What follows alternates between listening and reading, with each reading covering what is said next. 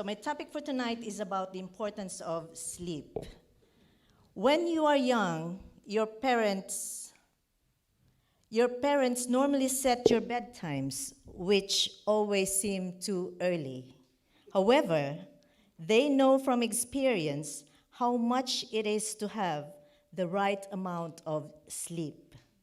How important it is to have that amount of sleep. So, children, why are they doing this? The reason is simple. They are only trying to make sure that you are at your best the next day. So, just like regular exercise and healthy diet, getting enough good sleep is essential part of looking after your health. So, what is sleep and why is it important? Sleep is defined as a body-mind state in which we experience sensory detachment from our surroundings. More and more research is uncovering what happens when we sleep. Sleep loss over time can lead to many harmful outcomes. In fact, sleep directly impacts almost every bodily system, ranging from the skin to the immune system. Despite advances in science, the full range of benefits related to sleep still remains unknown. Life is busy. Sleep is probably the last thing on your to-do list, but also the one thing you just can't seem to get enough of. So what is happening?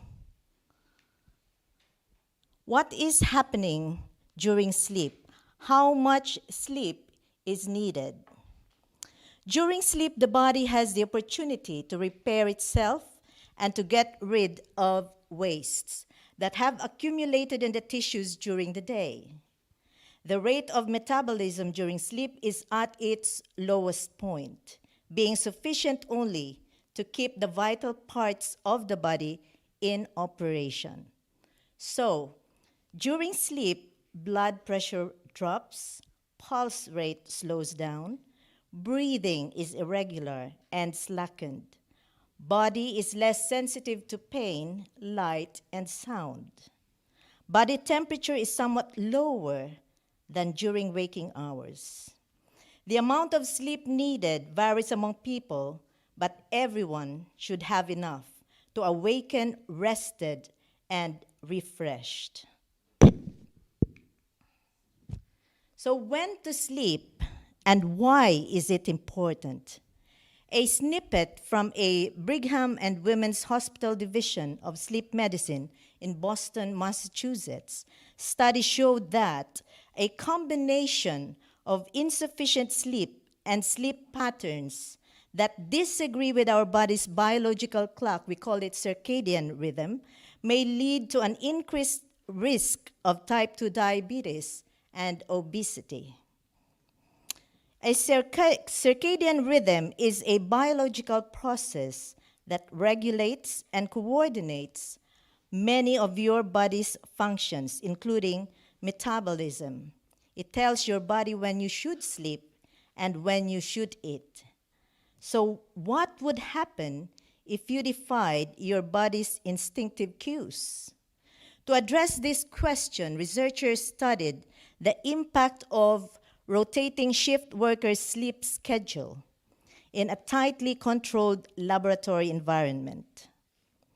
The result, the sleep schedule research suggested that when your body's schedule is dictated by factors that conflict with our body's natural inclinations, our health suffers. They concluded that, and I quote, "The evidence is clear that getting enough sleep is important for health, and that sleep should be at night for best results." So what are the dangers of sleep deprivation or lack of sleep? So we have the physical effects. Under this, we have memory issues, It affects balance or equilibrium, high chances of accidents, high blood pressure, weakened immune system, weight gain, a high risk of developing diabetes, high risk of developing heart disease. It can also lead to a pile-up of negative emotions that can be a threat to our mental health and can affect our relationship with others, like anger, nervousness, loneliness, irritability, frustration. Scary, isn't it? On the other hand, though, having a good quality sleep, the benefits are endless. To name a few, sleep can improve your attention, making you productive. Learn and make memories. Help you maintain a healthy weight. Keep you and your heart healthy. Strengthen your immune system. Piling up positive emotions. Improve your mood and keeping you mentally healthy and making you more capable in coping with stress and reducing stress. Helping us in building healthy relationships with others, and the list just goes on and on. So with benefits like that, it's no surprise that sleep is so important. It cannot be denied. But when life gets in the way, sleep tends to be one of the first things to go. Fortunately, we have a God who knows exactly how messy life can get, though. We've all got a lot going on, and He knows it, which is why He sent His Son to take the weight off our shoulders, giving us a break. God encourages us to rest, and He wants us to sleep at His appointed time. Sleep allows our body the time it needs to rest, repair, and rebuild. And it does the same for our mind too. How can you get more sleep? Practicing good sleep hygiene is one of the best ways to improve sleep quality and duration. The following lifestyle and behavioral shifts can help you get the most out of your slumber routine. But it is important for us to identify what prevents us from getting this valuable sleep. So on the screen, you can see some tips to promote better sleep, some do's and some don'ts. Okay, so avoid using computers, phones, and other electronic devices right before bed. It gives off blue rays that stimulate your wake cycle by making your brain think it is daylight. Avoid caffeine and tobacco products at the same time, at any time of the day. Refrain from alcohol. Adopt a relaxing nightly ritual, such as meditating on God's words or reading a good book or a warm bath.